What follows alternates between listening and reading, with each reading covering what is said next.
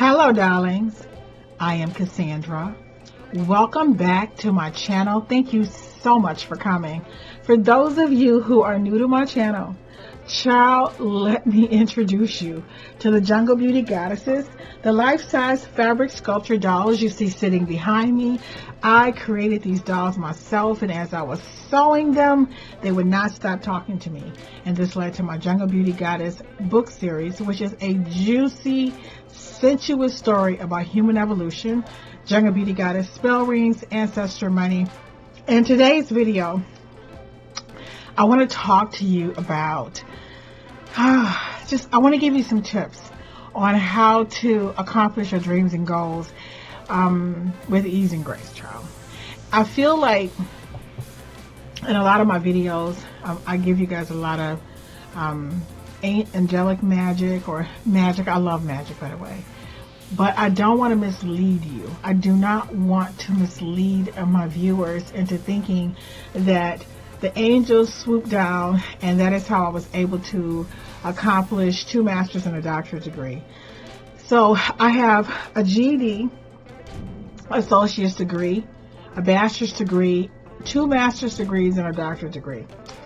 And I didn't, at the time when I was in school, I didn't know anything about magic, child. Not a single thing. I didn't know magic existed. I didn't know anything about Feng Shui at that time. I think on the last tail of my doctorate degree is when I learned about Feng Shui, and I worked on my education area. But prior to that, it was just all elbow grease. So, in terms of transparency and integrity, I feel it's so important not to, lead you astray, and so you can think, oh, I just need the perfect spell to get through school. But I'm going to give you something better than a spell. First, I want to tell you this. This is my opinion, by the way. I believe that God is magic. God is magic to me. I've always felt that even as a little kid. Jesus knows Cassandra loves magic. I do. But I feel that God is magic. And I feel like God is... I just feel that the kind of magic that I think people are looking for, it doesn't... You know how you've heard this saying that God will only do for you the things that you cannot do for yourself. That's how I think of God. I used to always tell my children that the only way your God is going to help you with that exam is when you fall asleep at the dining room table from studying all night.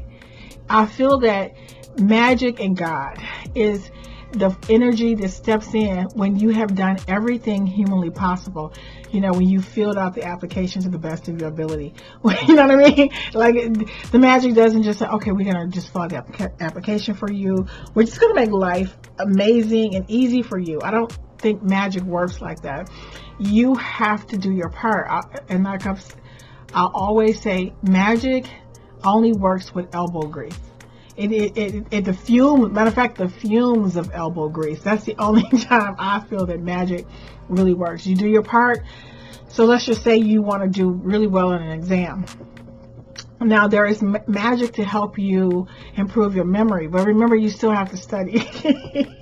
You still have to study. You don't get to do the magic and go to sleep and go play video games and watch TV. No, you do the magic and then you study as if you have never done the magic. That's how it would work to me. So what would happen is you've worked really hard in terms of studying for your exam. And the way magic works to me is that while you're in the library, you meet this person who already had that class and who already had that teacher, and now they are willing to allow you to use their notes. See what I'm saying? That serendipity, that when something happens that becomes like a coincidence, you're thinking like, wow, I cannot believe that here I am, in this library or in this store, and I'm meeting you, and you've already taken the class and you already have the notes and everything I need to be successful. See, that's to me how magic works. But the reason you were able to meet that person is because you studied really hard. The angels coordinated with God and your ancestors, and for some reason that person just happened to be there. You struck up a conversation, and that's how that works. And that's how magic works in my mind. So one thing I just want to be clear about is that I just don't think there is a shortcut to excellence. I just don't. I don't think you can do any amount of magic, any amount of, gemstones or bracelets or herbs or spices. I just don't. If it does exist, please leave a comment below in my box, a comment below in the box and tell me about it. But I really think that you have to apply yourself, dedicate yourself, and commit yourself to your goals and dreams. Now, the thing is, I'm going to give you just a couple tips that I hope can help somebody. Now, when I was working on my degrees, I learned early, and I don't know where I picked this up from, is that I call it putting on your blinders. I read somewhere about racehorses where they like to put blinders on the racehorses so that they're not distracted by the horses around them. So this is where I got, I borrowed the term from. So whenever I am about to embark on a really big task, like say I'm working on a book, or from when I was in school, I would say I'm about to put my blinders on. And when I say I'm putting my blinders on, that means if you call me and I don't pick up, don't be offended. All right? Because I'm not going to pick up. It means that I'm about to cut the fat. And I'm going to be extremely focused on whatever it is I'm trying to accomplish. And I'm going to put my nose to the grind. So here are some things that I learned from putting my blinders on. One is I never ever took a job that got in the way of me completing my education. So this is why I worked a lot of midnight shifts. And I was a security guard. And the reason I liked it, there was a couple reasons why I enjoyed being a security guard, even though I was only making, I think, like $4.35 an hour at the time. All my friends always made more money than me throughout school. I really didn't care, because in my mind, I always thought one day I'm going to make a lot of money. I'm not going to worry about that right now. So, two reasons why I always took the midnight shift. One is if it was from midnight to 8 o'clock in the morning, that means that my schedule was always available to take whichever classes I needed to graduate. There was never an interference, like, how classes are on the Monday, Tuesday, or, I think it's Monday, Wednesday schedule, or Tuesday, Thursday. I was like, oh, no. I want my entire schedule to be available to my dream. The other reason I wanted to work midnights is because I was able to study.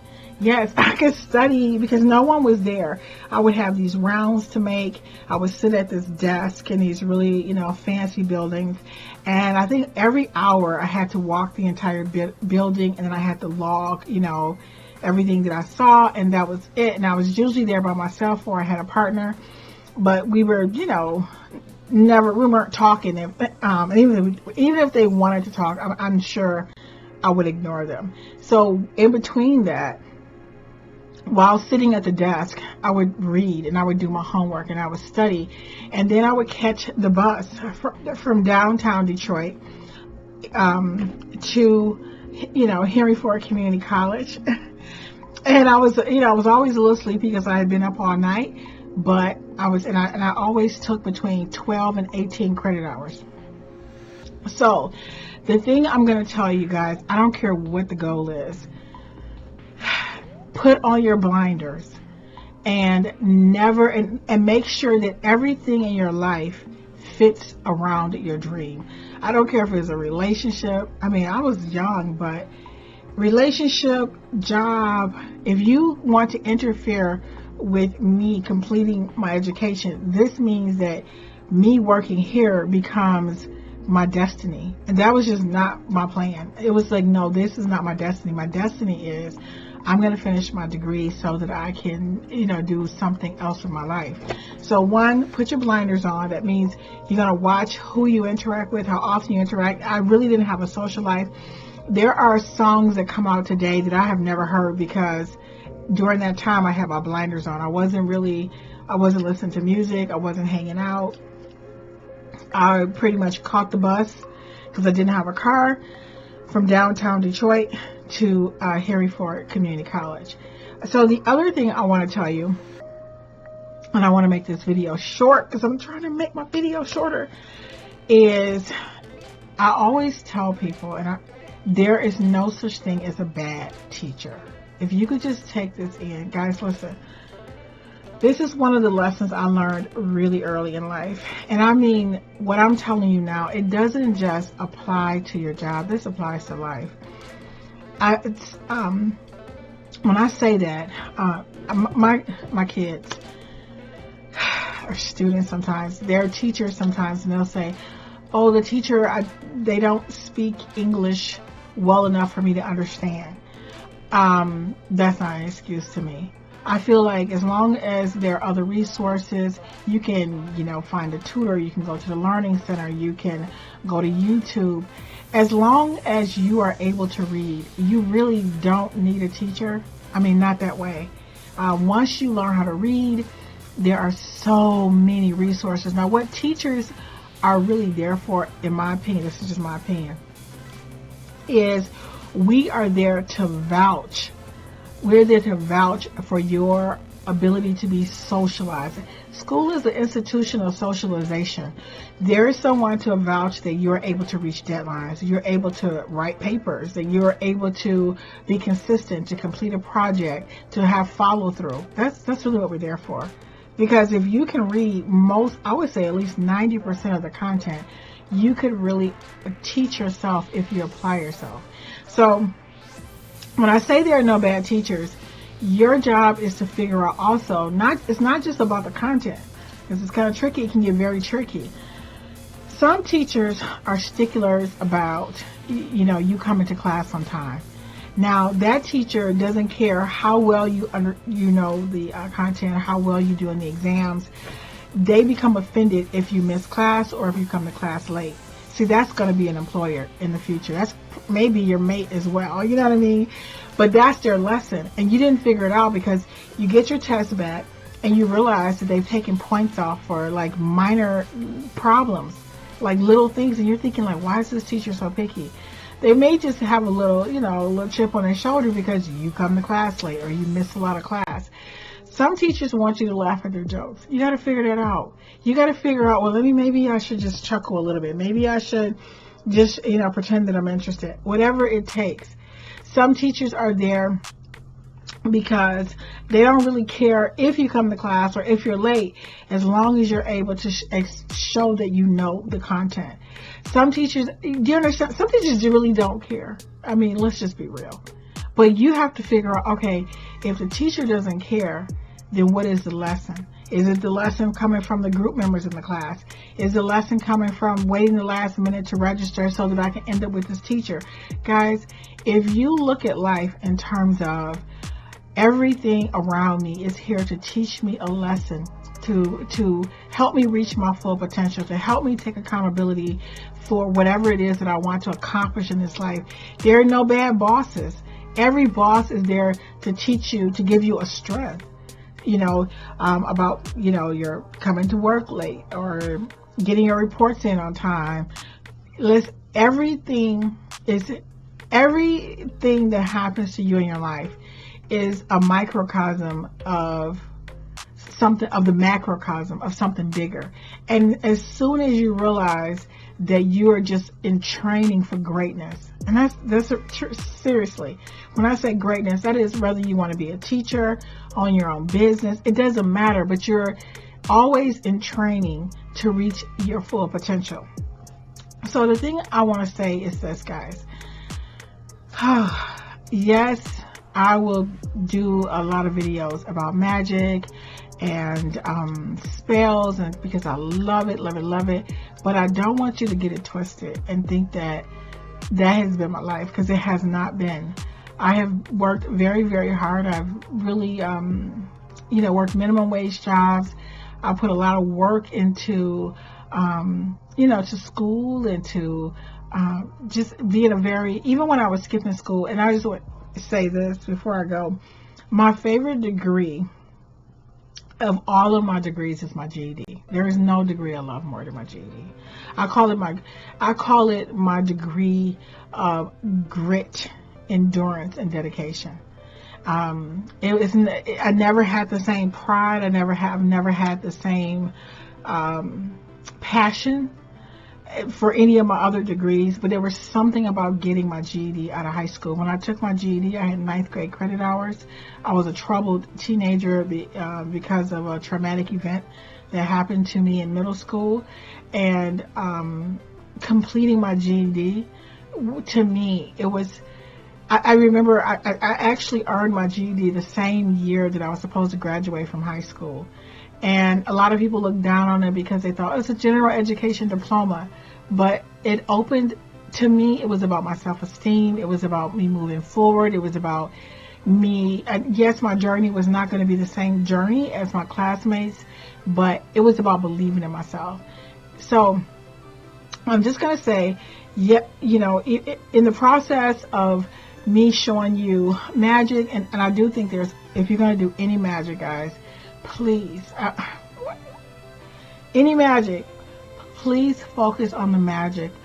There's a lot of rituals with the Gallery of Magic on finding your place in the world, figuring out what you love to do, figuring out where you fit into the world. To me, there is no magic more important than that. And then once you figure out what you love, what you want to do, then you dedicate yourself to that. And the other thing I want to tell you is that what you may love today, you may not love it 20 years from now or 10 years from now. It's okay. It's okay to dedicate yourself to something, do a good job at it. I even tell people all the time, especially from being a social worker. I loved being a social worker for the first maybe 10 years. No, I'm sorry, 3. It was 10 years before I could leave. But after that, I was done. I was done with that. It was time for me to move on into something else.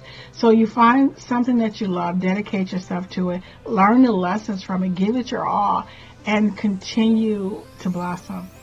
I really hope this video helps someone. Thank you so much for watching. And I look forward to seeing you, darling, in the next video.